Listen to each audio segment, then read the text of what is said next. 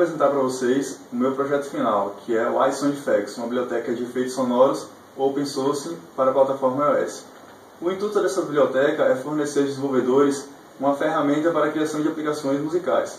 Aplicações essas que são conhecidas popularmente no mercado de aplicações móveis da Apple Store, como por exemplo AmpliTube, GarageBand, dentre outras aplicações.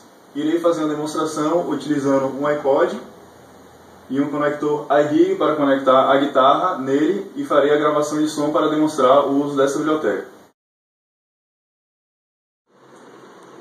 Irei demonstrar agora a utilização do efeito de pitch.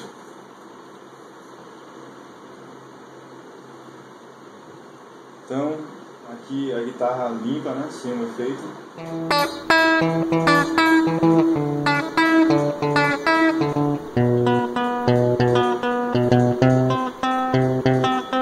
Agora irei ligar o efeito aqui, botando um som mais grave,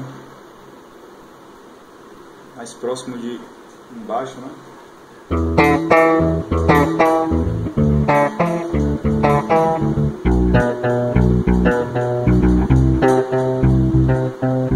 Agora com o efeito de overdrive.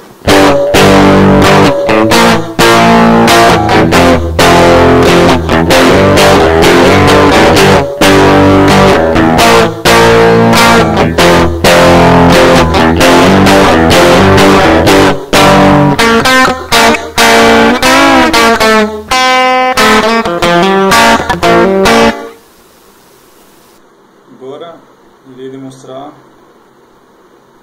o efeito de delay.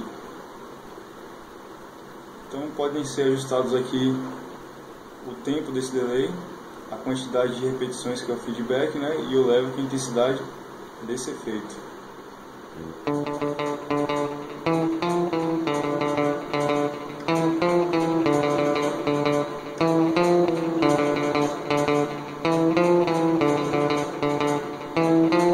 Então apresentei para vocês o projeto iSoundEffects e para mais informações vão assistir às bancas, né, do TCC.